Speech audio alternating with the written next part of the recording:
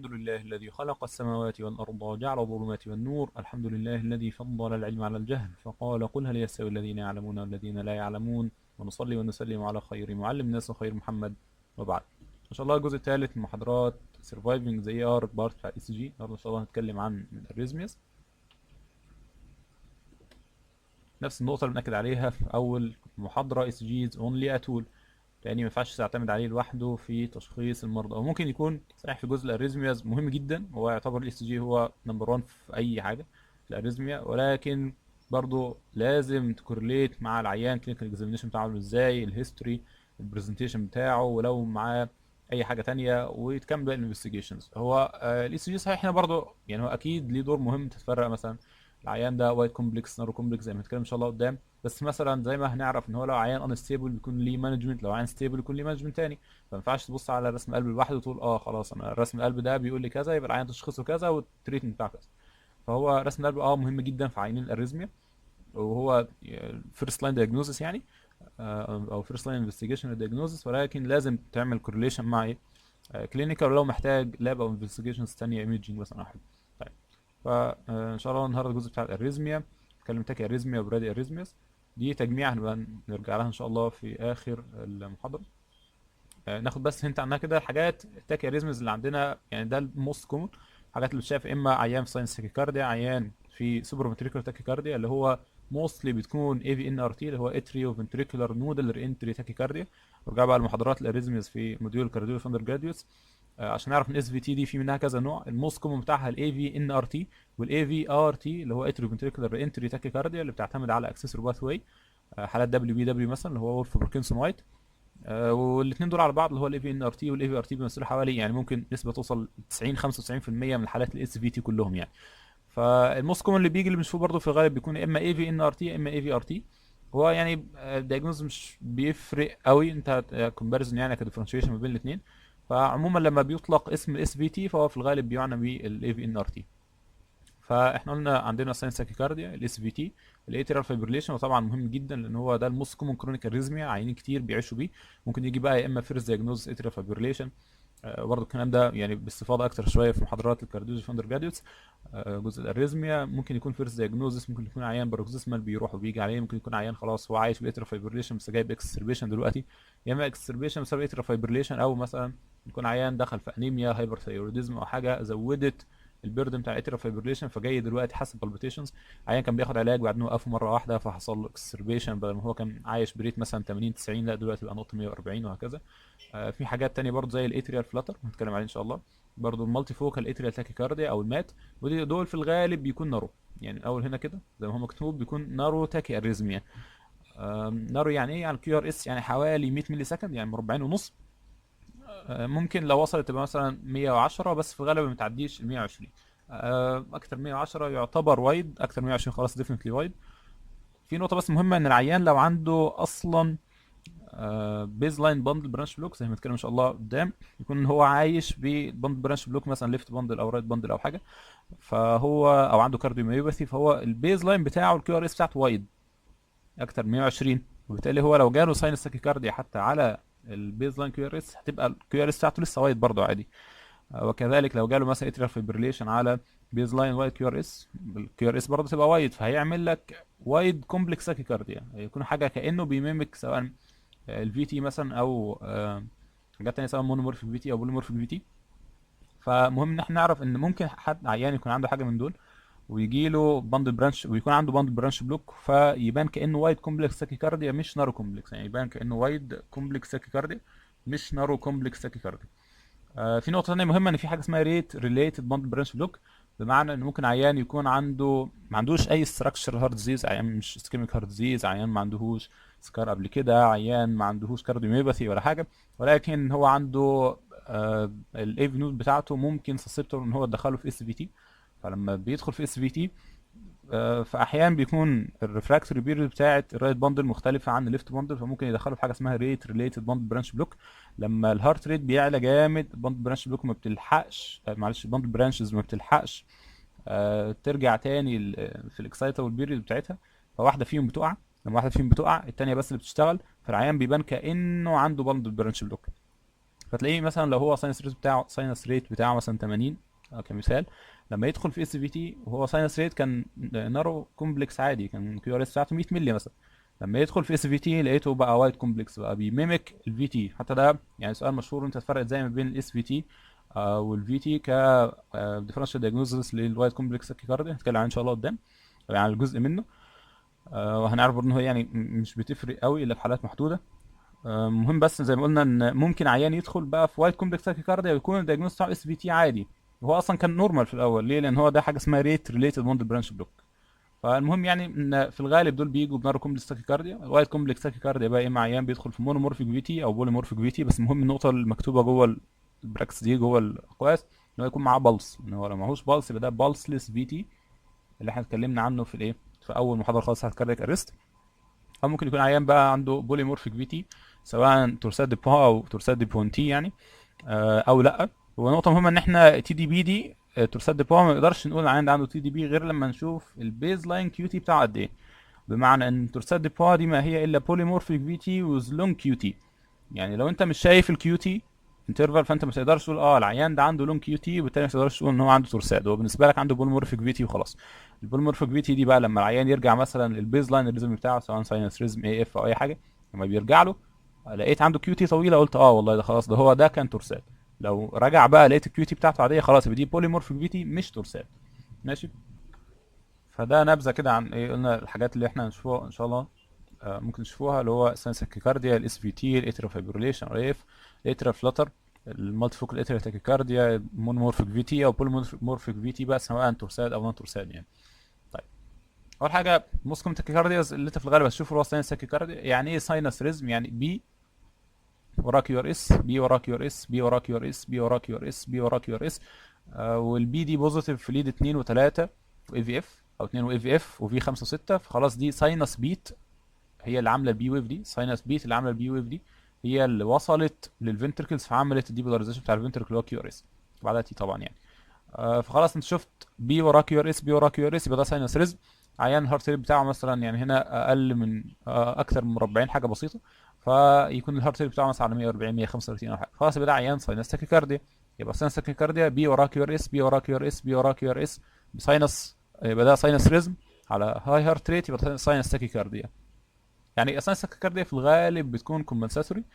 العيان مثلا عنده انيميا، عيان عنده هايبر ثايرويدزم، عيان هايبوتنسيف لسبب من الاسباب، هايبوفوليميا، هيموريج او حاجه، او عيان في ستريس، عيان في انكزايتي، عيان عنده سيفير بين حتى من سبب تاني فعامل له ساينس تاكيكارديا. فالساينس تاكيكارديا في الغالب يبقى التريتمنت بتاع تريتمنت اوف ذا كوز. يعني لو عيان عنده حاجه من دول بتحاول تتريت الكوز، ما تحاولش اجريسيفلي ان انت تكنترول الهارت ريت، لان غالبا زي ما قلنا الهارت ريت ده بيكون كومبنسيشن لمشكله تانية، بتقلل الكاردياك اوتبوت او بتزود الميتابوليك ديماند بتاعت الجسم. بمعنى ان الجسم محتاج كتير فالقلب بيطلع كتير، عشان القلب يطلع كتير محتاج هارت ريت كونتراكتيليتي او هارت ريت وبلاد بريشر. لو هو البلاد بريشر مثلا ثابت فانت هو بيكمبنسيت بالهارت ريت، فلما انت تقلل الهارت ريت بالغصب كده بتقلل الكاردياك اوتبوت، فانت بتقلل البرفيوجن بتاع الاورجنز. نفس الفكره لو هو مثلا عيان لسبب من الاسباب حصل له هايبوفوليميا، هيموريج، اي حاجه، فكده الضغط بيوطى، القلب بيكمبنسيت ان هو يزود الهارت ريت. لو انت وطيت له الهارت ريت بالعافيه انت كده بتقلل البرفيوجن. المهم بس نعرف ان التريتمنت بتاع ساينس كارديا هو تريتمنت تو ذا كوز. عيان عنده انيميا تصلحها، عيان عنده هايبر ثايرويدزم تمشي في العلاج بتاع هايبرثايروديزم، عيان هايبوفوليميا، عيان هيموريج او حاجه، فتحاول تصلحها. بعدين بقى تبقى تدور العيان ده عنده ساينس تاكيكارديا والله ليه، دورت كل الاسباب دي وما لقيتهاش، في حاجات بقى اللي هو ان ابروبريت ساينس تاكيكارديا مثلا ممكن تبقى تقول ممكن تريد بتاع كذا. عيان مثلا عنده انكزايتي واستبعدت كل الاورجانيك كوزز الثانيه، ممكن تقول والله ده انكزايتي، ممكن نستخدم له ساعتها حاجه مثلا عشان تقلل انكزايتي وتقلل الهارت ريت شويه. فده كده ايه ساينس تاكيكارديا. تاني حاجه يبقى احنا عرفناها ازاي، بي ورا كيو ار اس، بي ورا كيو ار اس، بي ورا كيو ار اس، يبقى ساينس ريزم بهارت ريت عالي، يبقى ده ساينس تاكيكارديا. تاني حاجه مهمه بنشوفوها هو الريت كده، او الريزم ده. الريزم ده ايه نشوفه كده، والله دي نارو كومبلكس تاكيكارديا مينلي ريجولار، يعني كلها حوالي مربع كبير ونص، مربع كبير ونص، مربع كبير ونص على هارت ريت ثابت. طيب في بيهات، يعني انا مش شايف بيهات قوي، ممكن دي تكون ريتروجريد بي صغيره، ممكن دي تكون ريتروجريد بي، ممكن دي تكون ريتروجريد بي. في بمبايه صغيره في التي ويف اهي لو شايفين كده تاني، كأن التي بدل ما تطلع على طول راحت فيها تكه كده. ف نارو كومبلكس تاكيكارديا وزاوت فيزبل بي ويف، ده في الغالب بيكون اس في تي. مش شرط طبعا ان هي تكون ريجولار يعني، عشان ما نقولش ان هي اتريال فايبريشن زي ما هنتكلم ان شاء الله قدام. فيبقى واحد جايب بالبيتيشنز، عملت له رسم قلب او حطيت له على مونيتور مثلا، قست له ضغط الاول طبعا عشان اتاكد ان هو العيان ستيبل عادي. جيت تقيس الضغط وتحس البلس بتاعه لقيته عالي جدا بس العيان صاحي، حطيته على مونيتور لقيته كده، عملت له رسم قلب لقيت رسم القلب ده قدامك نار كومبلكس تاكيكارديا ريجولار ومش شايف بيهات، ففي الغالب ده عيان عنده سوبر فنتريكولار تاكيكارديا. الاس في تي اول تريتمنت بتاعها المفروض طالما العيان ستيبل فانت بتبدا الاول فيجل مانوفرز.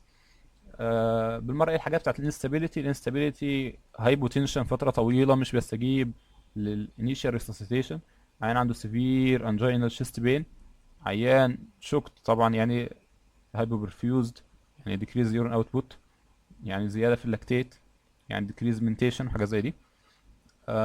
دي علامات، دي من بعض العلامات بتاعت الهيمودايناميك انستابيليتي. طيب عيان ما عندوش الحاجات دي، خلاص انت قلت ان ده اس في تي، اول حاجه تعملها المفروض انت بتعمل فيجال مانوفرز.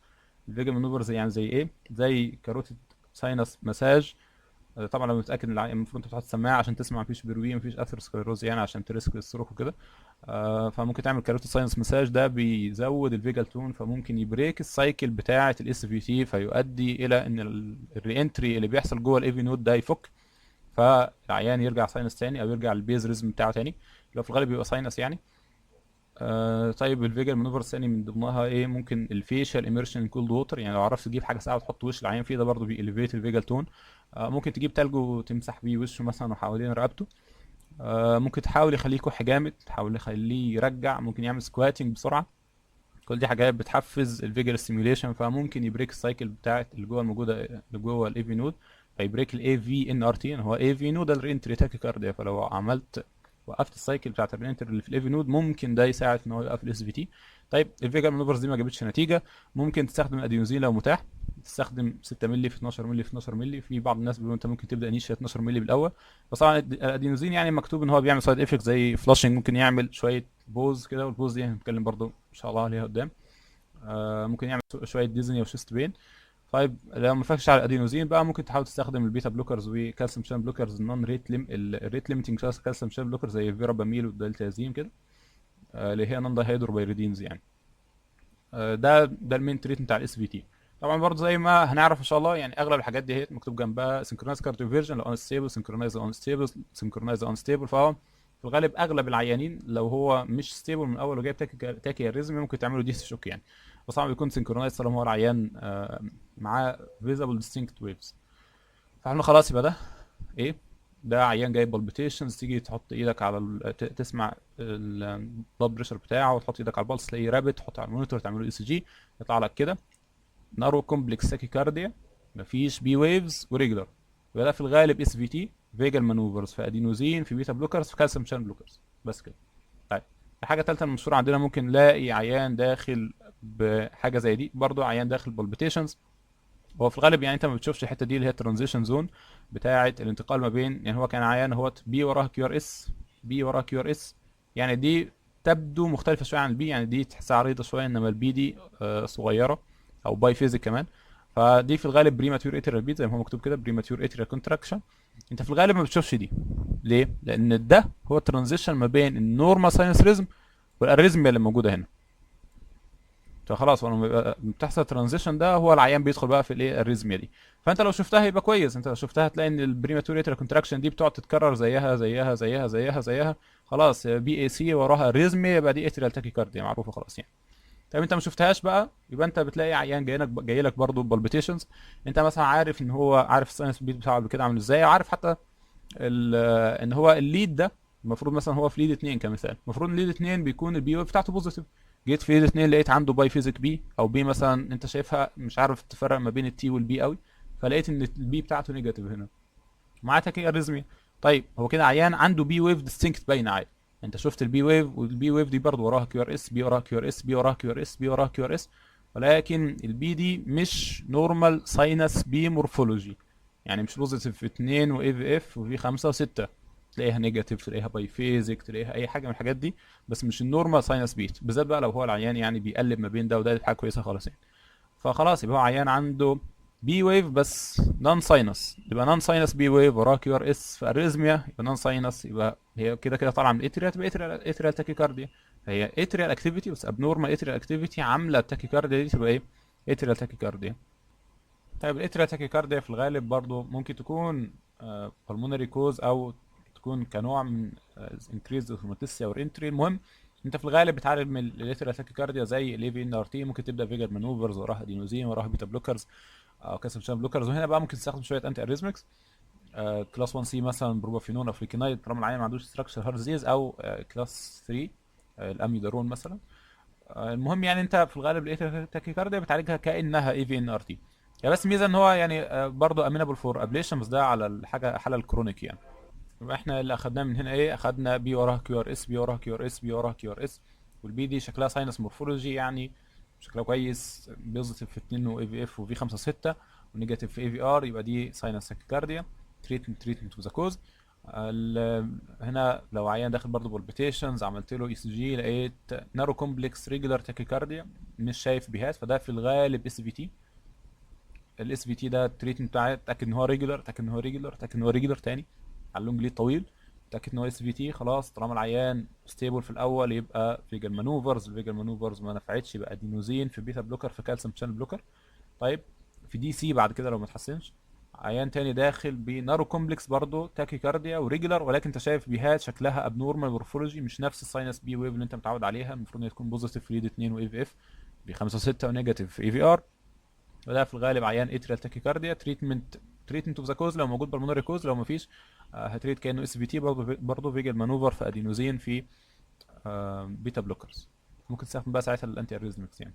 طيب عندنا بعد كده واحد تاني جاي بالبيتيشن، تيجي تبص تلاقي نارو كومبلكس تاكيكارديا، بس ايه ده؟ دي واحده واسعه، دي قصيره، دي اقصر منهم خالص، دي يعني شبه دي شبه دي قصيره برضو، دي مش قدها، يبقى ده irregular تاكيكارديا.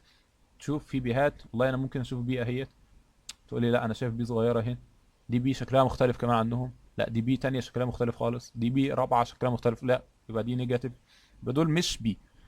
ده كده شويه ابنورمال اتريال اكتيفيتي، كل واحده بتنقبض وخلاص في حته، او كل واحده بتديبولارايز لوحدها. فده نون كونسيستنت بي ويفز اللي احنا اتكلمنا عليها في الاتريال فايبريليشن. يبقى ده خلاص عيان نارو كومبلكس تاكيكارديا irregularly irregular، يعني مفيش حتت قد بعضها ابدا، مفيش جروب بيتنج مثلا اتكلمنا عنه في عيانين هارت بلوك. يبقى مفيش جروب بيتنج، ده irregularly irregular نون كونسيستنت بي ويف. زي ما قلنا انت هتقول لي طب ما في بي ويف اهي، بس اقول لك بس هي فين البي ويف اللي ورا دي مثلا؟ في اللي ورا دي شكلها مختلف، فين اللي ورا دي، وهكذا. فنو كونسيستنت بي ويفز في irregularly irregular arrhythmia، ده في الغالب بيكون اترال فايبريليشن. اترال فايبريليشن لو هو عيان برضو انستيبل يبقى دي سي شوك.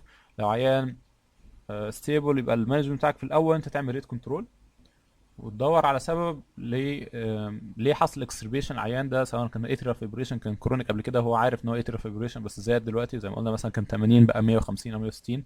دور على سبب، هل العيان انيميك، هل حصل له هايبرثايروديزم، حصل له انسلت في حته ثانيه، انكشس، جاله مثلا شيست بين او بدون بين او اي حاجه، هايبوفوليميا مثلا.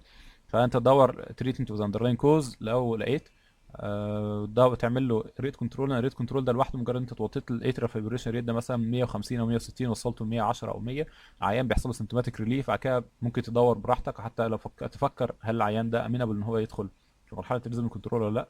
طيب والانتي كواجيليشن، اتريال فايبريشن زي ما هو مكتوب كده من الريزمز اللي محتاجه انتي كواجيليشن، لان هو ما بيكونش فيه افكتيف اتريال كونتراكشن، وبالتالي بيحصل بلاد ستيزس في الاتريا، بالذات الليفت اتريال ابندج، ليفت اتريال ابندج.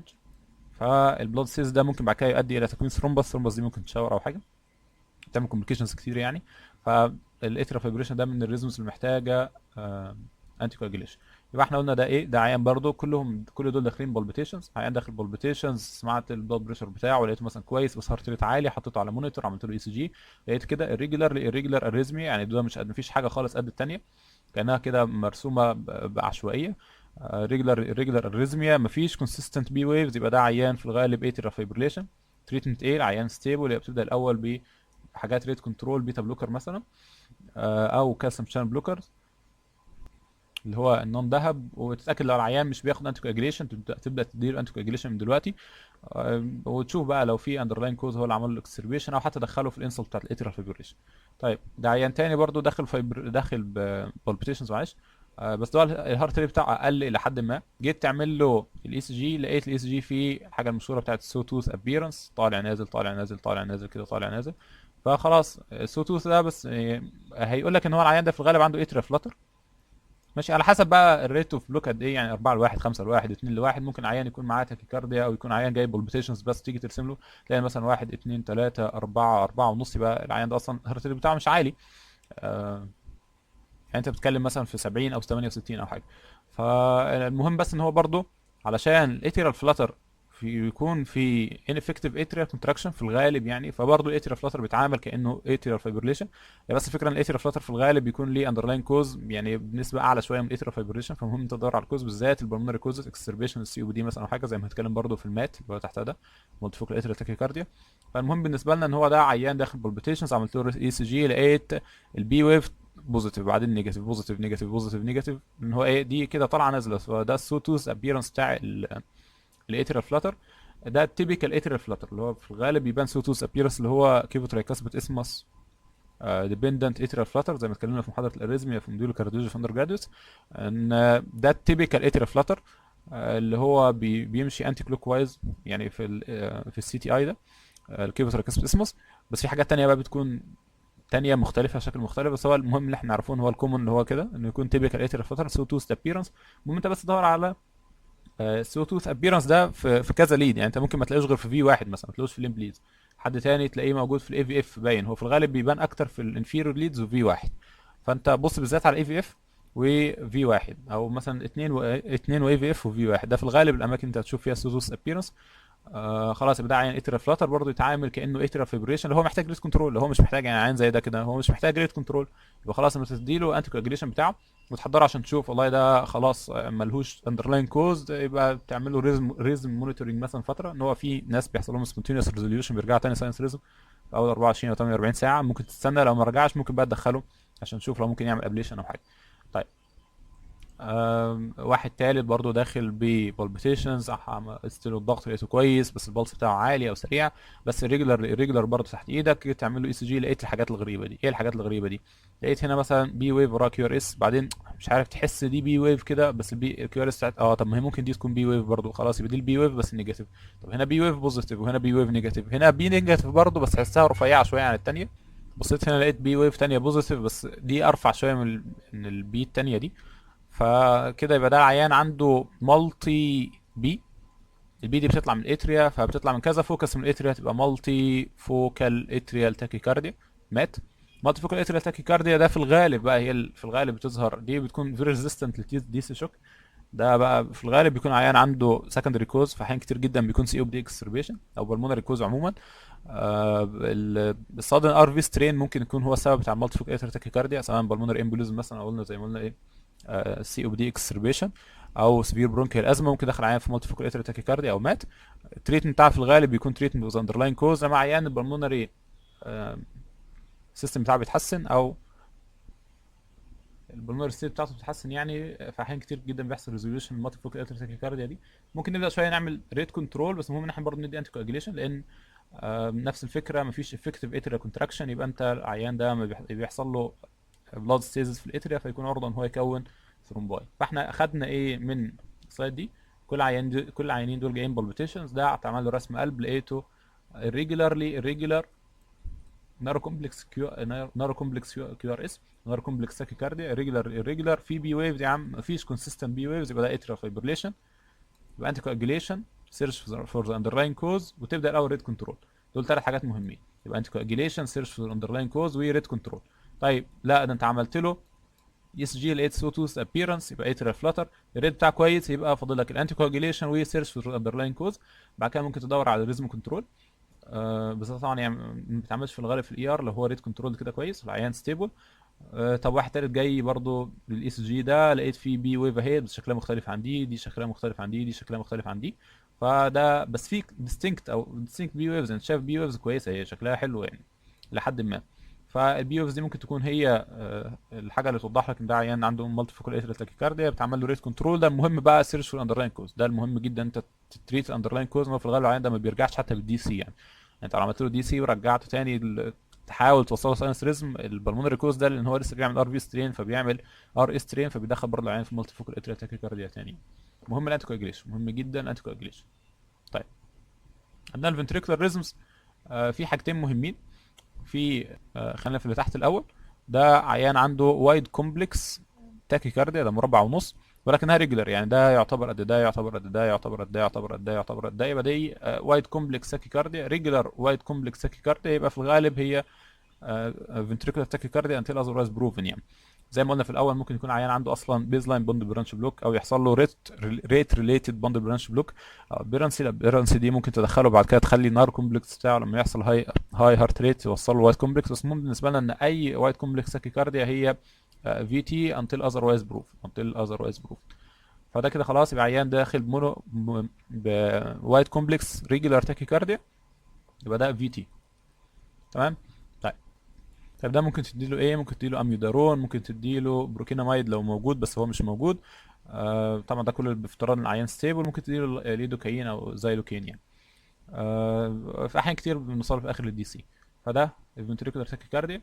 عندنا في حاجه مش بنشوفوها يعني، ده بقى اللي احنا اتكلمنا عنه في محاضره الاريزميا، محاضره معلش كاردياك ارست، ان العيان عنده كيوتيك اكتيفيتي، انت مش شايف اي حاجه. ممكن كان في الاول بدا ده ممكن تحس ان هو فنتريكولار تاكيكارديا، مع انه والله يعني ده مش قد زي ده، مش زي ده. بس ماشي، العيان بدا في الاول فنتريكولار تاكيكارديا، بعدين خلاص بقت شخبطه كده، لا انت قادر تميز ار من اي حاجه خالص. فده الجزء بتاع الفنتريكولار فايبريشن. ممكن يكون بقى العيان بيدخل في اف، بعدين بيرجع تاني في تي، بعدين بيدخل تاني في اف وهكذا. بس هو خلاص العيان ده في الغالب بيكون عيان في ارست، فانت تمشي معاه ايه الاي سي ال اس الجوريزم بقى يعني. فبس ان احنا محتاجين هنا نعرف ان هو حاجات اللي مش فيها الفنتريكولار ريزم، زي اما في الغالب بتكون وايت كومبلكس ريجولار تاكيكارديا، يبقى مونومورفيك فنتريكولار تاكيكارديا. ممكن بقى زي ما هنشوف قدام ان هو التاكيكارديا دي بتاعت الفي تي ممكن تكون بولي مورفيك، يعني مره بصل فوق، مره بصل تحت، مره بصل فوق، مره بصل تحت، مره بصل فوق، مره بصل تحت، وهكذا. لو هو بقى زي ما قلنا في الاول، لو هو كان معاه لون كيو تي في البيز لاين اس جي يبقى ده تورساز، لو هو معهوش يبقى ده خلاص بولي مورفيك في تي عادي. والكايوتيك اكتيفيتي بتاعت الفي اف. طيب عندنا كذا مثال. واحد جايب بالبيتيشنز، جيت عملت له رسم القلب ده، بصيت هنا في اللونج ليد 2 مثلا، لقيت بي وراه كيو ار اس، بي وراه كيو ار اس، بي وراه كيو ار اس، بي وراه كيو ار اس. البي دي بوزيتيف في 2 و3 واي في اف، وفي 5 و6 نيجاتيف في اي في ار، يبقى ده ساينس ريزم. ساينس ريزم بهاي هارت ريت، يعني حوالي اقل من 3 مربعات، حاجه بسيطه يعني، مثلا نقول على 110، يبقى ده ساينس تاكيكارديا. ساينس تاكيكارديا التريتمنت بتاعها ايه؟ تريتمنت اوف ذا كوز، دور عين انيميك هايبرثايروديزم، انكزايتي، اي حاجه.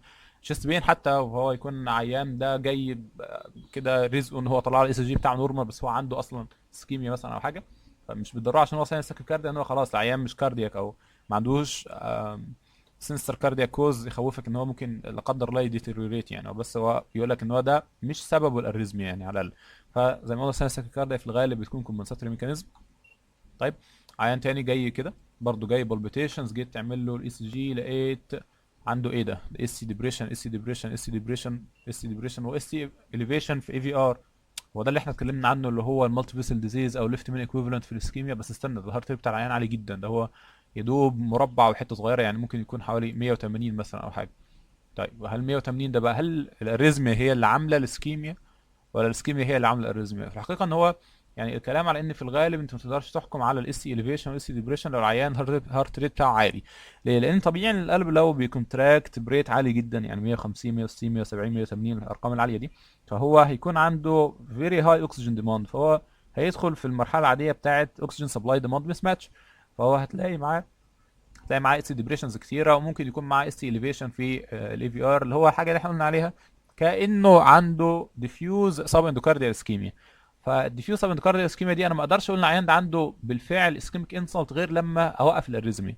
طيب انا بص الاريزمي اللي عند الراجل ده ايه؟ والله انا عندي لونج ليد 2 عالي اهوت، لاقي ادي كيو ار اس نارو كومبلكس كيو ار اس كويس. هل هي ريجولار؟ المسافه دي قد دي قد دي قد دي قد دي، يبقى دي نارو كومبلكس ريجولار تاكيكارديا. والله بص على في بيهات، بي ممكن تكون بي، تحسها بي كانها بي بس انت مش شايف بي قوي، خلاص يبقى نارو كومبلكس ريجولار تاكيكارديا، يبقى دي اس في تي.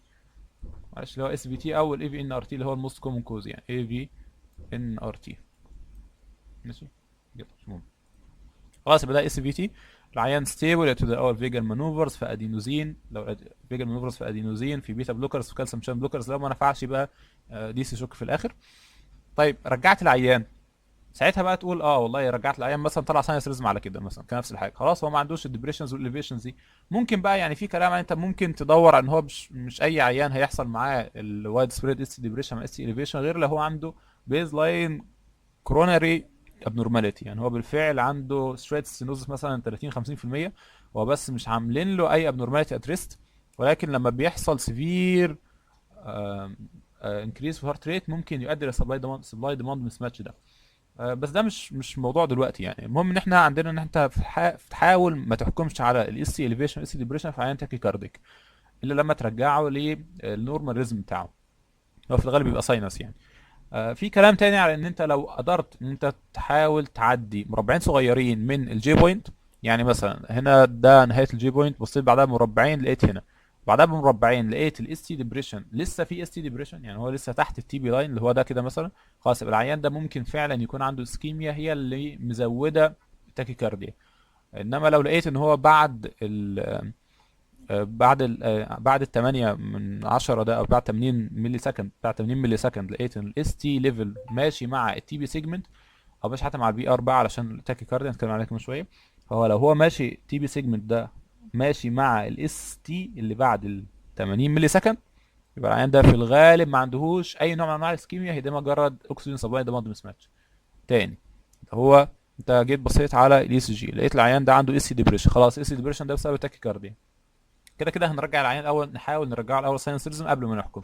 بس يكون عندنا جزء من التفكير ان هو لو انت بصيت بعد الجي بوينت اللي هو النقطه دي مثلا، احنا هنا اهو بعد الجي بوينت بمربعين صغيرين لقيت الاس تي بتاعته بتطلع بدات خلاص تتحسن توصل للتي بي سيجمنت، ساعتها تقول اه والله العيان ده في الغالب كويس، بس هي مشكلته ان هو الهارت ريت العالي هو اللي عمل له كده. ودي مثلا تكون البي ويف بس هي انفيرتد فهي اللي عامله الديبريشن ده، ده كان مثال.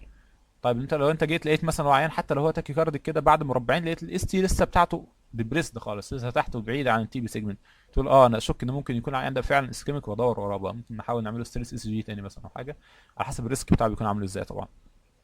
طيب دي نقطه. النقطه الثانيه في حاله الاس في تي، احنا قلنا الجزء بتاع الاس تي ديبريشن، في حته ثانيه ان انت ممكن يحصل شويه بي ار ديفيشن، بس يعني في احيان كتير عشان انت مش بتعرف تشوف التي بي سيجمنت لان هو الهارت ريت بيكون عالي جدا، فانت مش عارف تفصل ما بين الاس تي مثلا والتي، معلش مش قادر تفصل ما بين التي والبي، هو مفيش بي، فانت جيت تفصل كده خلاص يبقى انت هتاخد البي ار سيجمنت ده كمعيار، انت بتقول انا عاوز احاول اشوف الاس تي دي ديبريست ولا لا، بالنسبه لايه؟ ما انا ما عنديش اصلا بي، يعني ما عنديش تي بي، خلاص يبقى انت تبص دي هتفترض ان التي دي هي البي وتوصل المسافه دي كده هتلاقي ده ايه كانه تي بي سيجمنت، بس هو دلوقتي بقى اسمه بي ار او تي ار سيجمنت، فانت هتقول اه والله دي ديبريست عن ده، تبقى ده بقى النورمال بيز لاين العادي بتاعك. مش موضوعنا، المهم احنا مش بنتكلم يعني، هنتكلم بس كسبوت دايجنوزس عين داخل ب بالبيتيشنز، عملت له رسم القلب لقيته نارو كومبلكس ساكيكارديا ريجولار، مفيش بي ويفز، بس المهم ان هو ريجولار يبقى ده في الغالب اس في تي، مالكش دعوه بالديبريشنز والاليفيشنز دلوقتي طالما العيان مش جاي بسيفير اسكيميك شيست بين ولا حاجه. كده كده المهم بالنسبه لك انت تحاول ترجعه لساينس، لو هو ستيبل يبقى زي ما قلنا فيجن مانوفرز في ادينوزين في بيتا بلوكر كالسيوم شان بلوكرز نون ذهب، لو الكلام ده ما جابش نتيجه يبقى دي شكرا. لما ترجعه بقى تدور وراه والله ده هو عنده مثلا سكيمي ما عندوش او هكذا. طيب دي برضو امثله تانية. خلينا على اليمين هنا ده برضو عيان داخل بالبيتيشنز لقيت كيو ار اس بتاعته نارو، تبص المسافه دي كانها قد دي بس مش قد دي ولا دي قدها ولا دي قدها ولا دي قدها، يبقى ده irregular rhythm. طب ندور على بي ويفز في بي هات، والله دي ممكن تكون بي او لا تي دي مش عارف، طب هنا مفيش، طب هنا مفيش، طب هنا مفيش، نبص على حته تانية هنا في بي ويف صغيره هيت، في بي ويف صغيره هيت بس مفيش قدها هنا مثلا، دي مش زي دي، فده يبقى ده نارو كومبلكس ريجولار تاكيكارديا ومعاها نون كونسيستنت بي ويفز، يبقى ده في الغالب اتريال فايبريشن. زي ما قلنا اتريال فايبريشن لو هو ستيبل يبقى انتي كواجيليشن سيرش فور ذا كوزوي.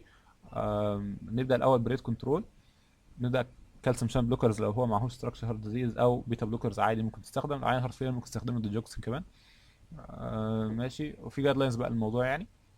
خلاص يبقى ده ريجولاريزم معهوش كونسيستنت بي ويفز ونارو كومبلكس، فده في الغالب اتريال فايبريشن، دور على السبب ارجوك دور على السبب وانت كوجليت. طيب العين ده برضه واحد تاني جايب بالبيتيشنز تعمل له رسم القلب لقيته كده، تبص والله اه انا ممكن يكون عندي، طب دي بي ويف اهيت، دي بي ويف ماشي، دي بي شكلها برضه دي بي هي دي بي دي بي دي بي، خلاص ما هو كده ممكن يكون عين ساينس. طب اما ابص كده البي دي اصلا نيجاتيف في ليد 2 ونيجاتيف في 3 واي في اف، الله ده شكلها بوزيتيف في اي في ار ونيجاتيف هنا، يبقى دي نون ساينس بي.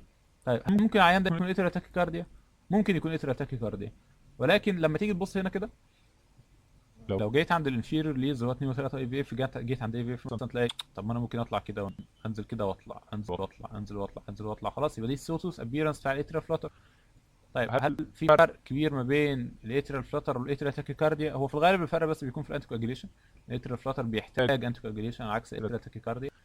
في نقطه بس ممكن نفرق بينها، الاتريال فلاتر في الغالب عشان هو بيكون موستلي ري انتري تاكيكارديا، الاتريال تاكيكارديا بيكون في الغالب انكريز اوتوماتيسيتي، الري انتري بيكون فيكسد ريت. لو فاكرين زي ما قلنا في الاي في ان ار تي اللي هي مثلا، هتلاقي ان الريت مثلا 180 ولا حاجه، 180 بيطلع واحد ينزل واحد بس كده خلاص. اتريال فلاتر برضه نفس الفكره، لو هو ثابت على 70 يبقى ثابت على 75 مثلا، ثابت على 75، ثابت على 150 هيبقى ثابت على 150.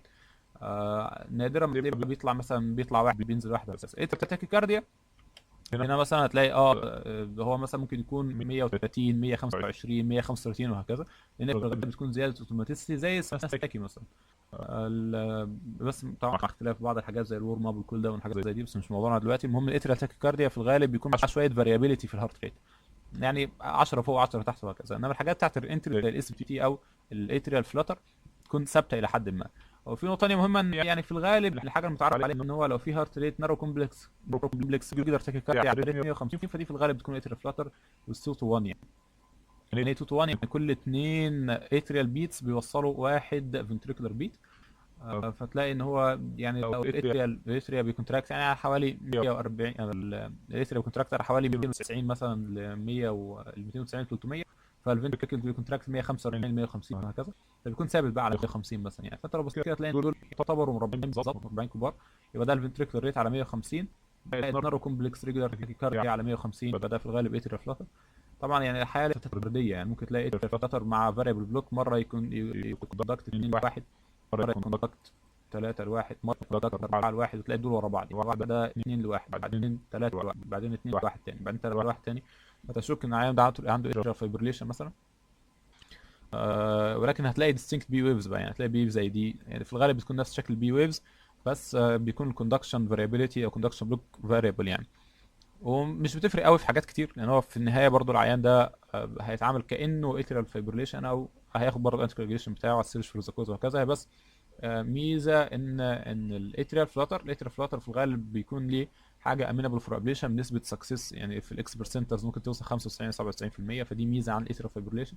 الاتريال فايبريليشن برضه ممكن يحصل له ابليشن، بس هو في يعني الميديكال تريتمنت بيكون ليه خطوه قبل الابليشن، مثلا بالمقارنه بالاتريال فلاتر يعني. طيب ده واحد تاني برضو عيان داخل ببالبيتيشنز، عملت له اي سي جي، لقيت ده، لقيت وايد كومبلكس اهي، وايد كومبلكس دي قد دي، دي قد دي، دي قد دي، يبقى ده وايد كومبلكس ريجولار تاكيكارديا، يبقى فنتريكولار تاكيكارديا انتل اذروايز بروف. طيب خلاص، يبقى ده يعتبر في تي. في تي كلهم باصين في نفس الاتجاه، يعني كلهم نفس الشكل، فده يبقى مونومورفيك في تي. ماشي، مونومورفيك في تي. حلو. طيب واحد تاني بقى، بس ده يعني ممكن ما يتشافش قوي، هو ممكن يبقى نوتس بس ولا حاجه انسيدنتال.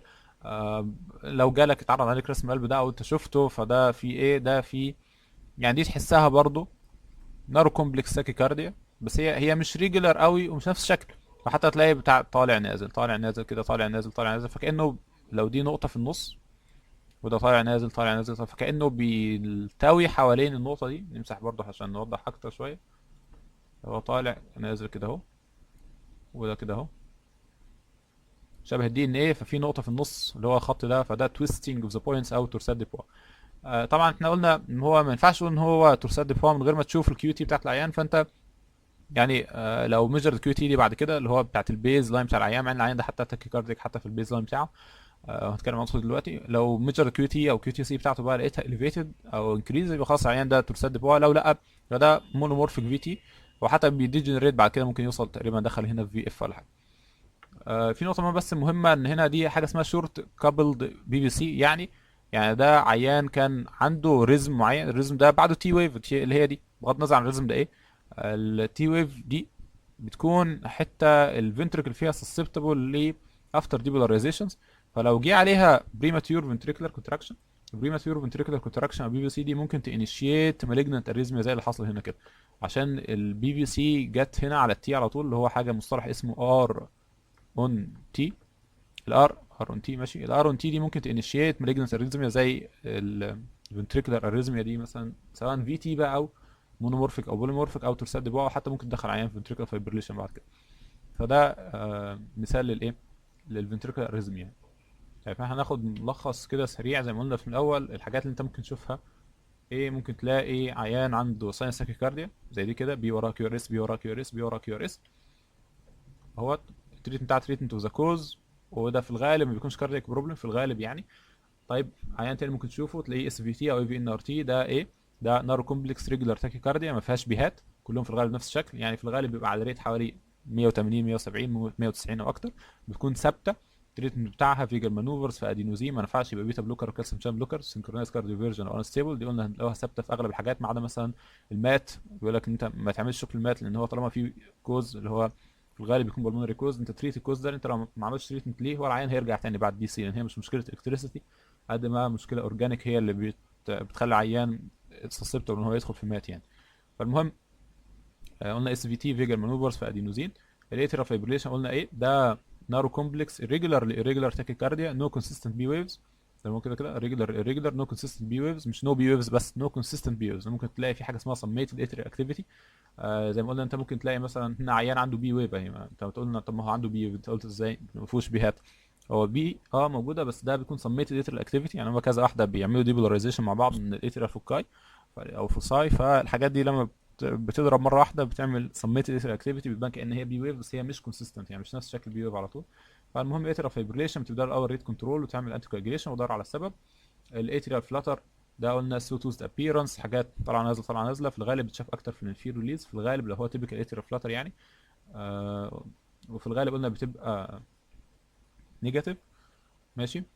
طيب الاتريال فلاتر يعني بتبدا بتريد كانه اتريال فايبريليشن تمام. بعد كده قلنا المالتي فوكال اتريال تاكيكارديا دي كذا بي، اكتر من 3 بي مورفولوجيز او 3 اكتر بي مورفولوجيز مختلفه، واحده بوزيتيف واحده نيجاتيف واحده رفيعه واحده طويله وهكذا. الحاجات دي في الغالب بيكون ليها ريفرسبل كوز، ده المالتي فوكال اتريال تاكيكارديا بتريد برضه تريت اوف ذا كوز، وده في الغالب برضه بيحتاج انتي كواجيليشن ماشي. بعد كده عندك المونومورفيك في تي زي ما قلنا كده، ده وايت كومبلكس ريجولار تاكيكارديا. وايت كومبلكس ريجولار تاكيكارديا دي في الغالب بتبقى في تي انتل اذروايز بروفن، زي ما يعني هنقول عليها هنت ان شاء الله كمان شويه. التريتمنت بتاع الفي تي اي اما اميودارون بروكينامايد لو العيان ستيبل، وممكن تستخدم زي لوكين او ليدوكاين، طبعا سنكرونايز كارديوفيرجن، واغلب الناس بيوصلوا للمرحله دي احيان كتير، بالذات لو العيان ما بيستجيبش يعني او عنده سكار قبل كده او حاجه. المهم عندنا تورساد دي بونتي او تورساد دي بوا، ده اللي هو بوليمورفيك في تي، بس دي بوليمورفيك بقى مش هنا ماشي، زي ما دي كده مثلا بوليمورفيك في تي، حاجه ليها اشكال مختلفه وتكون فيري رابيد اللي هي تويستنج اوف ذا بوينتس. في الغالب التريتمنت بتاعها ممكن تبدا اول بمغنيسيوم سلفيت، لان المغنيسيوم سلفيت ده بيعمل ستابلايزيشن شويه للميوكارديوم. في حاجه اسمها اوفر درايف بيسنج، يعني ايه؟ يعني زي ما قلنا التورساد ده في الغالب بيحصل في عيان عنده لونج كيو تي ماشي. نقول تاني لونج كيو تي. لونج كيو تي يعني ايه؟ يعني الفنتركل بدل ما هو كده مثلا، الكيو تي دي بقت طويله فبقت كده مثلا. حلو. بغض النظر بقى عن التايبس بتاعت كيو تي، يعني هي التي هي اللي طويله ولا الكيو تي سيجمنت اللي طويل وهكذا، او الاثنين طوال. فاللي بيحصل حاجه اسمها ايرلي افتر ديبولاريزيشن، ممكن تحصل زي ما قلنا في الجزء السسبتبل بتاع الفنتركل، زي لو فاكرين احنا قلنا هنا ان دي شورت كابل بي بي سي جت على التي على طول فانيشيتد الاريزميا. طيب اللي بيمنتين الاريزميا ان الكيو تي بتاعت الفنتركل طويله، فانت لو عملت اوفر درايف بيسنج يعني سرعت الفنتركل خليته بيضرب اسرع، هتقلل الكيو تي، لان هو ناتشرالي لما بتزود الهارت ريت الكيو تي ديوريشن بيقل. فانت لما بتقلل الكيو تي بتقلل من فرصه حدوث الايرلي افتر ديبولاريزيشن، فبتقلل من حدوث الايه؟ ترسد البوا. المهم انت ممكن تعمل حاجه اسمها اوفر درايف بيسنج، لو وصلت تمبراري بيس ميكر ركبت العيان وعملت زياده في الايتر اكتيفيتي اللي هي بتوصل للفنتركل، وبعد كده زياده في الفنتركل اكتيفيتي بتشورتن الكيو تي، فبتقلل من فرصه المينتنس بتاع الترسد بوا. فده كده ايه الجزء بتاع التاكي اريزمي يعني. طيب في نقطه بس في الاخر اللي هو بتاعه الوايت كومبلكس تاكيكارديا. زي ما قلنا ان في ديفرنشال دايجنوزس الوايت كومبلكس تاكيكارديا، ممكن يكون عيان عنده مثلا اس في تي يوز ابيرنسي، يكون عيان عنده بيز لاين باند برانش بلوك او حاجه، او حتى عنده ريت ريليتد باند برانش بلوك. افرق ازاي ان كان عيان ده عنده في تي ولا عنده باند برانش بلوك، سواء بيز لاين او ريت ريليتد. في الحقيقه ان هو في الغالب، يعني في الغالب حوالي 80 85% من العيانين اللي بيجوا بوايت كومبلكس ريجولار تاكيكارديا على الف لتريتشر يعني بيكونوا فنتريكولار تاكيكارديا، بيكونوا في تي. فان انت تعالج كأن العيان عنده في تي احسن من ان انت تقول اه والله ده العيان ممكن يكون عنده باند برانش بلوك، فتتريد كانه اس في تي وتديله ادينوزين مثلا او حاجه على امل ان هو العيان يتحسن يعني. الا بقى لو العيان انت عندك الساينس ريزم بتاعه في الاول، والساينس ريزم بتاعه ده هو فيه بالفعل بيز لاين باند برانش بلوك، ولما جات له بوايت كويريس مثلا 130 ملي سكند، لما جات له الاريزميا او جات له تاكيكارديا، جه نفس الشكل او نفس المورفولوجي بتاع الباند برانش بلوك. مثلا كان ليفت باند على 130 ملي سكند، جيب نفس ليفت باند على 130 ملي سكند بس بقى تاكيكارديا اكتر. خلاص انت تفكر العيان ده ممكن يكون عنده اس في تي ويز ابيرنسي او اس في تي بباند برانش بلوك. غير كده ما تدورش يعني، حاجه كانه في تي احسن من انت تفكر يعني. في بقى حاجات مساعده بتقول ان اه والله ممكن العيان ده يكون عنده فعلا في تي لو انت ما تعرفش في الاساس هو عامل ازاي. زي من اكتر الحاجات يعني المهمه اللي هي بتديك احتماليه اكبر ان انت تكون واثق او تكون فيرم العيان ده في الغالب في تي، ان انت تلاقي حاجه اسمها اي في ديسوسيشن. يعني ايه؟ يعني تلاقي الاي اللي هو الاتريا ملوش دعوه بالفي اللي هو الفنتريكل، ودي حاجه موجوده في الفي تي مش موجوده في الاس في تي. زي ما قلنا الاس في تي دي في الغالب لو هي اي في ار تي او اي في ان ار تي، الاتريا ليها علاقه بالفنتركل، سواء بقى ان هو بيبقى ديبولاريز قبليه او بعديه، بس بيكون في علاقه ثابته يعني في اي في اسوشيشن. انما في الفي تي لان الفنتركل هو اللي مع نفسه كده شغال، لان في فوكس مثلا او في انتر او حاجه هو اللي بيضرب لوحده، فالاتريا مره يكونتراكت او مره يديبولارايز مع الفنتركل، مره قبلها مره بعدها مره فيها وهكذا. فتلاقي حاجه زي دي مثلا كده، تلاقي دي كانها بي ويف اهي، دي كانها بي ويف، دي مش شايف فيها، دي هي شكلها كانها فيها بي ويف، دي ما فيهاش، دي ما فيهاش، دي ما فيهاش وهكذا. فكون انت تلاقي بي ويفز كده ساعات موجوده ساعات مش موجوده، معنى كده ان ده في اي في ديسيشن. فالاي في ديسيشن ده حاجه الى حد ما بتكونفيرم ان العيان ده عنده فنتريكولار تاكيكارديا مش اس في تي وز ابيرنسي. معاه اس في تي وز ابيرنسي خلاص هو نفس شكل الكومبلكس موجود على طول، وبالتالي لو في بي هتظهر على طول، لو مفيش بي هتظهر على طول. ده برضو في الغالب يعني. في حاجات تانية زي لو هو عنده نيجاتيف كونكوردنس في الشيست ليدز، يعني ده نيجاتيف مثلا اهوت، ده نيجاتيف، ده نيجاتيف، ده نيجاتيف، كلهم نيجاتيف كونكوردنس، كلهم باصين لتحت. مع كده في الغالب اقرب الى فنتريكولار تاكيكارديا لان ده فيري اكستريم اكسس، وكل الديبولاريزيشن باصص لورا. برضه نفس الفكره الفيري اكستريم اكسس في الامبليز اللي هو نيجاتيف واحد واثنين واي في اف، ده برضه علامه على انه في الغالب في تي. ماشي. فده من ضمن الحاجات بقى الموجوده في كرايتيريا كتيره جدا موجوده في الليترشر، وهتلاقيها موجوده على النت برضه كالجوريزم زي الفرق ما بين الفي تي والاس في تي والابيرنسي او الكومبلكس تاكيكاردياز عموما. زي ما قلنا انت يعني في الغالب ما بتحتاجش تفرق قوي وانت عاملها كانها في تي وخلاص. الا بقى في بعض الاحيان يقول لك مثلا عيان عنده ليفت باند برانش بلوك في البيز لاين، هو كان كيو ار اس ديوريشن مثلا 140، لما جاله تاكي اريزميا بقى كيو ار اس ديوريشن وايد برضه بس بقى 120، فكده الديوريشن قل. يبقى خلاص يبقى اكيد ده مش بياخد نفس الباث واي بتاع ديبولاريزيشن، يبقى دي في تي مش اس تي، مالناش دعوه بالكلام ده يعني. ماشي. فده الجزء الخاص بالايه بتاكي اريزميا. طيب عندنا بقى تاني جزء اللي هو البرادي اريزمياس. برادي الريزمز اللي بنشوفها في الغالب ممكن تكون ساينس براديكارديا. في حاجه اسمها جانكشنال اسكيب ريزم بس احنا يعني مش هنتكلم عليه قوي، هو ده بس بيحصل لما الساينس ريزم بيقل، بيبقى اقل من 40 زي ما اخدنا في محاضرات الاريزميا في موديول الكارديولوجي في اندر جراديوتس، ان الساينس نود اللي هنا بتديبولارايز حوالي من 60 ل 90. يعني لو قلت عن ال 60 بقى، قلت عن 55 في بعض الناس مثلا الاثليتس ممكن يوصلوا لغايه 48 كمان او 45 في هاي فيجل تون. المهم ان هي لو قلت عن 60 يبقى خلاص يعني ده عنده ساينس براديكارديا. طب لو قلت بقى عن ال 40، احنا خدنا ان الساينس نود دي بتوصل الاي نود، طب الاي نود دي اصلا الفايرنج ريت بتاعها حوالي من 40 ل 60. لو انت قللت عن 40 هتيجي تقول والله ده انا كده بقيت اسرع منك، يبقى انا اللي هضرب. يبقى ده جنكشن اللي هي اي في نودال جنكشن يعني، او اي في جنكشن. خلاص يبقى هي اللي هتديبولارايز اسرع، بقت هي البيس ميكر بتاع الهارت، هي اللي هتطلع لغايه فوق وهي اللي هتنزل تحت، فده يعمل لك جنكشنال اسكيب ريزم. وده في الغالب برضه بيكون نارو كومبلكس، ان هو بيستخدم نفس الباند برانشز اللي كان بيستخدمها ساينس ريزم عادي، بالتالي يبقى نارو كومبلكس برضه. ماشي. عندنا بقى فبالمره ساينس براديكارديا قلنا لو نورمال بي ويف او عادي ساينس ريزم عادي بس بقى بطيء وخلاص بقى اقل من 60، قلنا ده ممكن يكون نورمال في العيانين اللي هم الاثليتس بالذات.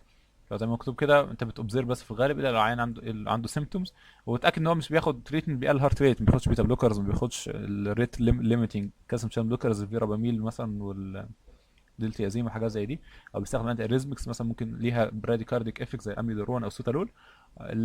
ماشي. فده تريتمنت ده ساينس براديكارديا.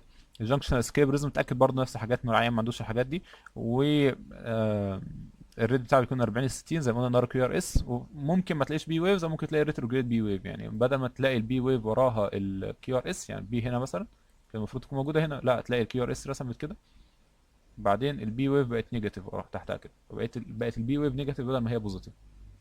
فده الجنكشن اسكيب ريزم. ممكن يكون بقى لو الجنكشن اسكيب ده كمان ما عرفش يضرب بقى فيه مشكله.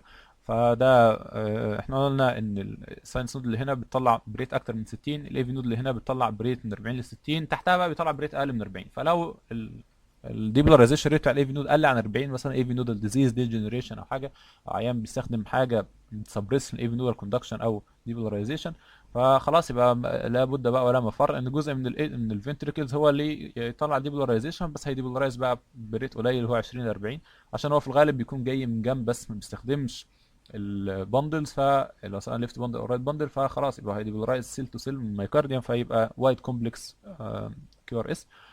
وده للاسف ما بيكونش ستيبل يعني، زي مكتوب كده اجونال ريزم، يعني بريبير البيسنج والاتروبين لان هو عيان خلاص بامبندنج ارست، فده هاي ريسك يعني. فاحنا خدنا لغايه دلوقتي براديكاردي، عندنا ساينس برادي، الجنكشن اسكيب، والايديو فنتريكولار ريزم. الحاجات بقى المهمه هي الحاجات اللي عندنا دي، اللي هو البلوكات اللي في الاي في نود بالذات، لان هو في بلوكات برضه بتحصل في ساينس نود زي ساينس ارست او ساينو نودال اكزيت بلوك. حتى في حاجات من الديجري سكند ديجري اي في بلوك، في وينك باك برضه بيحصل في ساينس نود، بس مالناش دعوه بيه دلوقتي ان هو في الغالب ما بيتشافش قوي على السيرفس اي سي جي. المهم ان احنا عندنا في البلوكس في فيرست ديجري، في سكند ديجري تايب 1، سكند ديجري تايب 2، وثيرد ديجري او كومبليت هارت بلوك. السكند ديجري تايب 1 ده اللي هو الوينكي باك.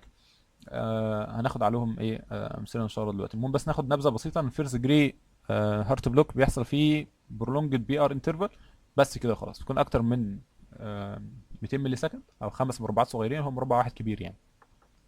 السكند ديجري بيحصل بروجريسيف برولونجيشن البي ار، تفضل تطول تطول تطول لغايه ما واحده تقع.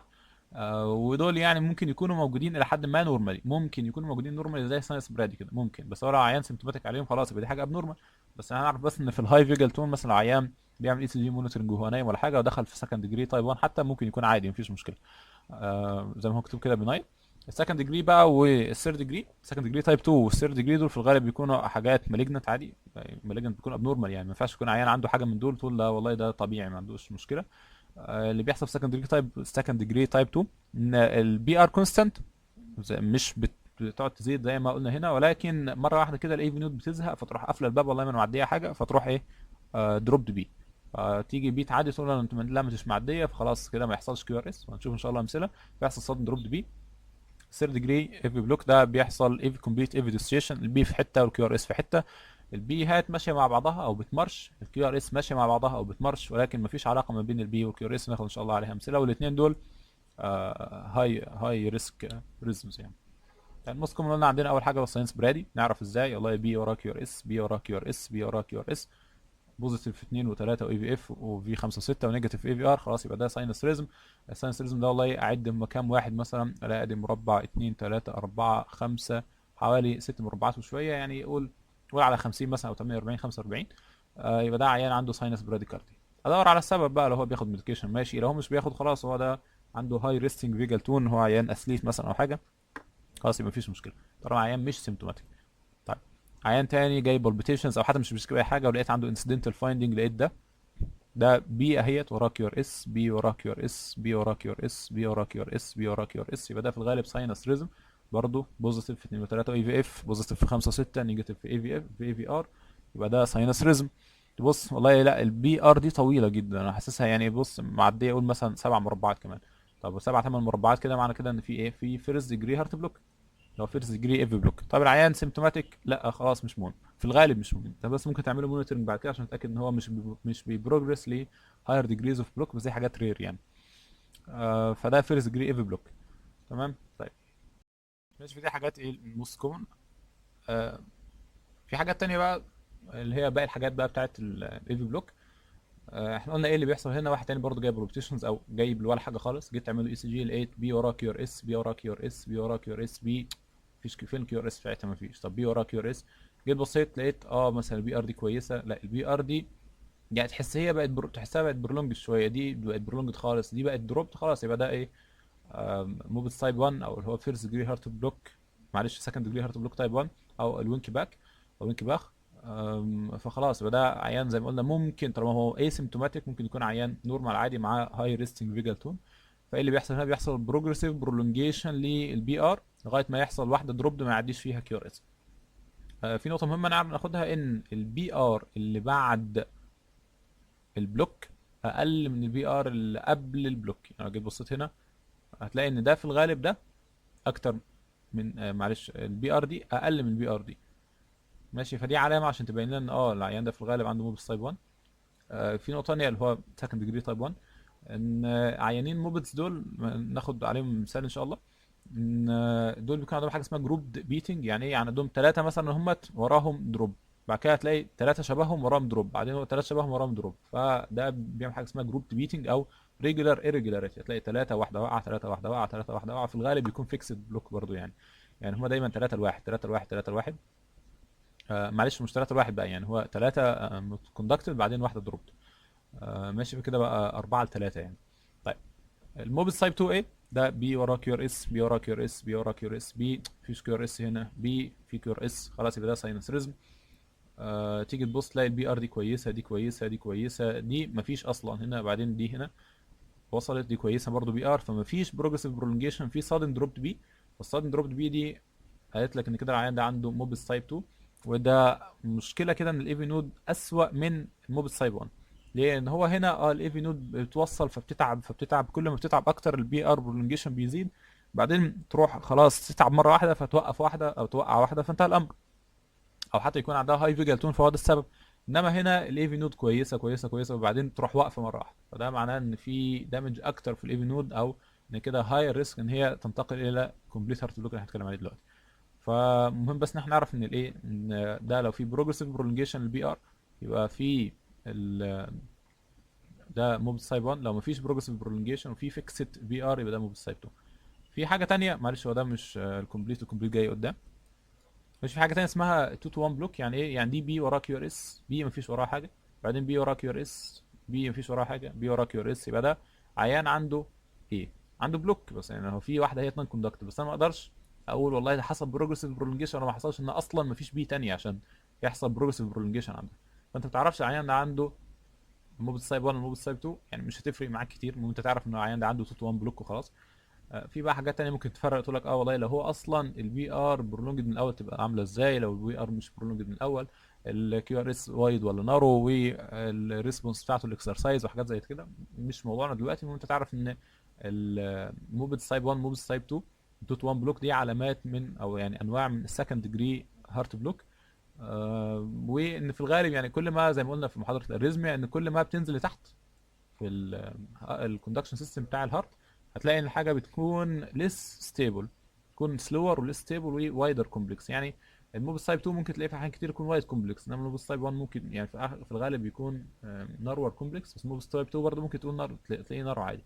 ولكن عينين مثلا كومبليت هنتكلم عنهم دلوقتي في احيان كتير بيكون وايد كومبلكس. وايد كومبلكس بيكون ليس ستيبل، ان هو ممكن بعد كده خلاص العيان يأرست على كده ان هو اصلا ده اخر حاجه موجوده. يعني زي ما قلنا ان هو انت بتنتقل من الاس اي نود للاي في نود للفنتركل. لو لقيت مفيش في الاس اي نود الاي في نود هتبقى اسكيب، لو مفيش في الاي في نود الفنتركل هيبقى اسكيب، طب مفيش لو مفيش في الفنتركل خلاص مفيش حاجه ثانيه اسكيب. فكل ما تنزل في الكوندكشن سيستم بتاع الهارت هتلاقي ان الريزم بيكون ليس ستيبل، بيكون سلور، وفي الغالب بيكون وايدر في الغالب يعني. طيب واحد تاني برضو جاي اي حاجه، جيت عملت له جاي مثلا بديزنس، جاي بديزنيا، جاي بحاجات بتاعت مانيفستيشنز بتاعت لو كاردياك اوتبوت، فتيجي تدور عليه كده تعمل له مثلا، تيجي تقيس له الضغط بتاعه تلاقي ضغطه عالي، تيجي تحس الباص تقيس الضغط تلاقي الباص بتاعه بطيء جدا، تعمل له رسم قلب تلاقي والله ادي 1 2 3 4 5 6 7 مش عارف 8 8 مربعات. يعني الهارت ريت بتاعه مثلا على 37 38 ولا حاجه. فتيجي تبص والله انا ابص على البيهات، طب ماشي دي سيبك من دي دلوقتي اهي بي وراها كيو ار اس، مش عارف دي شكلها بي دي ولا مش بي متعرفش. طيب دي بي اهيت بس مفيش وراها حاجه، دي بي لازقه خالص في كيو ار اس، صعب ان تكون البي دي هي اللي عامله كيو ار اس، اكيد في شويه اي في نودال ديلي. طيب نبص تاني دي بي اهيت ما وراش حاجه، دي بي لا، طب هي البي دي طويله، البي ار طويله ولا مش طويله ما تعرفش. فدي بي اهيت، دي بي تانية، بي تالتة، يعني ما تعرفش تحدد، لا دي بي بقى مش دي تي، ما تعرفش تقول في ايه. فكده البي مش ريليتد لكيو ار اس. ولكن لو جيت عملت مارشنج للبي هتلاقي ان البي بي انترفال ثابته، يعني دي مثلا يبدا من هنا دي هتلاقيها قد دي، هتلاقيها قد دي، هتلاقيها قد دي، هتلاقيها قد دي، هتلاقيها قد دي وهكذا. فالبي بي انترفال ثابته، البي بي انترفال ثابته. طب تيجي تبص على الار ار انترفال دي هتلاقيها قد دي، هتلاقيها قد دي، هتلاقيها قد دي. يبقى الار ار انترفال ثابته، ولكن البي ار انترفال بقى هي اللي مش ثابته. يعني احنا قلنا دي مش قد دي مثلا، مش قد دي، مش قد دي، وهكذا. فبي بي انترفال ثابته مع ار ار انترفال ثابته مع بي ار انترفال مش ثابته او فاريبل، مع كده انت خلاص انت عيان ده عنده كومبليت هارت بلوك.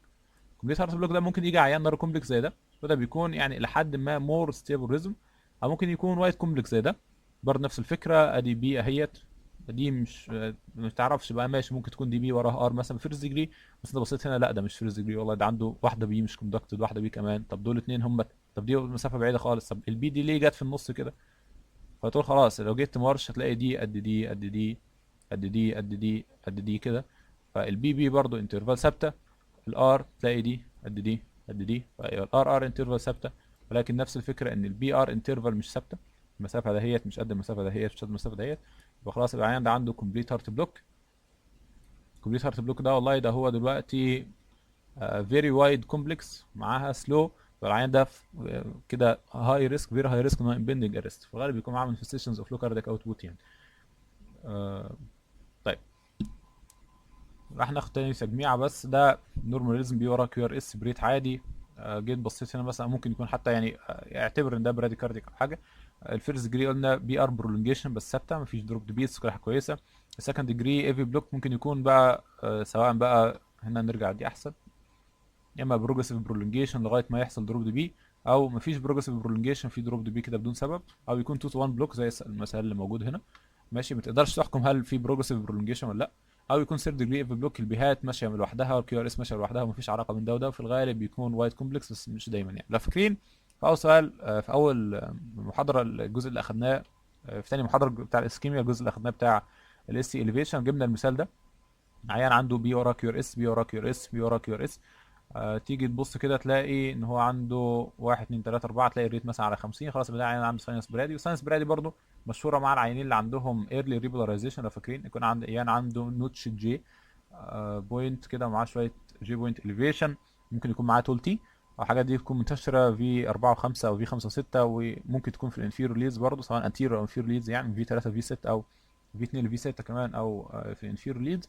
فده الجزء الخاص بالايرلي ريبولاريزيشن ممكن يكون معاه ساينس براديكاردي. ماشي طيب.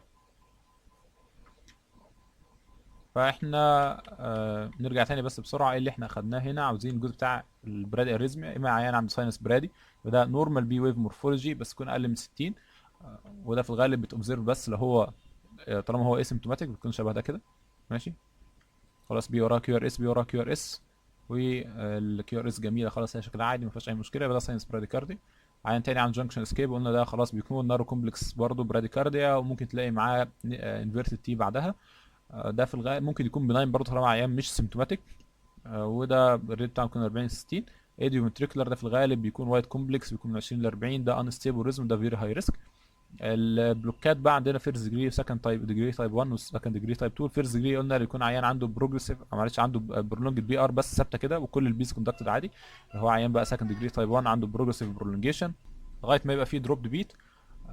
ماشي، ده هو بي ار برولونج لغايه ما يحصل دروب بيت، وده في احيان كتير بيكون بناين بالذات لو عيان اسيمتوماتيك يعني.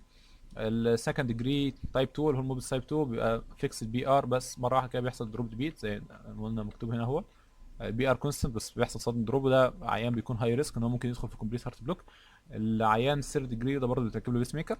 عيان الثيرد ديجري زي ما احنا قلنا هنا كده، ده عيان البيهات ماشيه مع نفسها، الارات ماشيه مع نفسها بس مفيش فيكسد بي ار، سواء بقى نار كومبلكس او ايت كومبلكس، يبقى ده عيان كومبليت هارت بلوك، وده تحضروا البيس ميكر يعني. ودول العيانين بيكونوا ايه برضه هاي ريسك. في بقى يعني تفريقات بقى باستخدام الاتروبين في عيانين سكندري تايب، سكندري تايب 1 تايب 2، وهل هو بيستخدم ولا لا في الكومبليت، واستخدام الفوركولين حاجات زي كده، ده مش موضوعنا دلوقتي يعني، احنا بنتكلم اغلب السبوت دايجنوز بس.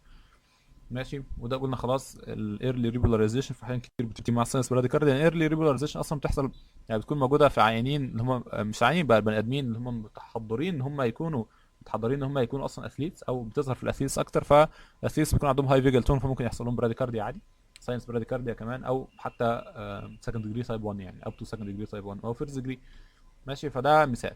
والله نبص كده عيان عنده جاي لاي كان السبب، عملت له اي سي جي لقيت بي مفيش وراه حاجه، بي وراه كيو ار اس، دي شكلها بي دي ولا متعرفش؟ بي مفيش وراها حاجه، بي وراها كيو ار اس بس المسافه دي مش قد المسافه دي. جيت برضو دي مش قد دي. طب دي مش عارف، خلاص يبقى ده في الغالب. تبص كده والله، طب ما احاول امرش. اه ممكن تكون دي بي. طب ما كده بي، البي دي، البي بي دي قد البي بي دي، قد دي، قد دي، قد دي، قد دي، قد دي. يبقى البي في انترفال ثابته. البي، معلش ثواني، البي بي انترفال ثابته. لما نشوف الارات المسافه دي قد دي، قد دي، قد دي، قد دي، يبقى برضو الار ار انترفال ثابته. بس البي ار انترفال مش ثابته. نفس الفكره، البي ار انترفال مش ثابته والبي بي ثابته، الار ار ثابته. يبقى العيان ده عنده ايه؟ كومبليت هارت بلوك. حلو، احنا كده شخصنا العيان عنده كومبليت هارت بلوك. بس دي حاجه مهمه جدا. العيان يا سيد الفاضل عنده اس سي اليفيشن في 2 و3 واي في اف، عنده اس سي ديبريشن في 2. يعني ممكن يكون انفرو بوستيريور ام اي، يعني عنده ستيمي، يعني عنده ستيمي وانت جاي بتبص على الكمبيوتر بلوك. ماشي، فلا يمنع ان العيان يكون عنده ريزم ان هو يكون اسكيميك في نفس الوقت، او ان هو يكون اسكيميك ان هو يكون معاه ريزم في نفس الوقت عادي. وذات الانفير ام اي ممكن توصل عيان لكمبيوتر بلوك عادي. سواء حاجه ريفرسبل في اول يوم او اول اسبوع او بعد كده كمان. فبغض النظر عن اي حاجه، ما ينفعش تبص على الاي سي جي ان هو اريزميا بس، لازم تبص عليه ككل. والله عنده اس سي اليفيشن، هو ممكن اس سي اليفيشن ده انفيرور ستيم هي اللي عامله له الكمبليت هارت بلوك. خلاص يبقى ده يريزولف لما تصلح الاريزميا. ما تقولش بقى اه ده هو عنده كمبليت هارت بلوك، والله اقعد ادور بقى الكمبليت ده هيستجيب لاتروبين ولا ما يستجيبش. لا ده هو عنده تايب 2 سكند ديجري، يبقى انا ابص على السكند ديجري طيب مش عارف ايه، واسيب اصلا هو يعني عنده اس سي اليفيشن مايكارد انفاركشن. ماشي، فمهم يعني ان احنا ناخد بالنا من الاي سي جي ككل يعني. آه... تمام. برضو نفس الحاجه، اي بي سي دي ابروتش، تحط العيان على المونيتور وتفايند كوز لو موجود اسكيميا زي ما قلنا، الكترولايت ابنورماليتي او توكسينز او بياخد اوفر دوز من حاجه. ودايما كل كارديولوجي ما تنساش، دايما هاير ليفل كونسلتيشن يو ار نوت الون يعني. ماشي، وده الاي سي ال اس الاتش اي سي الجوريزم البراديكارديا لو حد عايز يطلع عليه. ده بتاع التاكيكارديا. في طبعا ابديتس بتحصل كل شويه يعني، سواء وايت كومبلكس او نار كومبلكس تاكيكارديا. احنا عارفين بقى ان هو في الغالب اي عيان تاكياريزميا لو هو انستيبل في الغالب بياخد دي سي شوك يعني. الا طبعا لو التاكيكارديا دي زي ما قلنا ساينس تاكيكارديا مثلا كومبنساتوري او حاجه. ماشي. طيب احنا كده الحمد لله خلصنا الجزء ده من المحاضره. هذا والله اعلم. سبحانك اللهم ربنا بحمدك، نشهد ان لا اله الا انت، نستغفرك ونتوب اليك.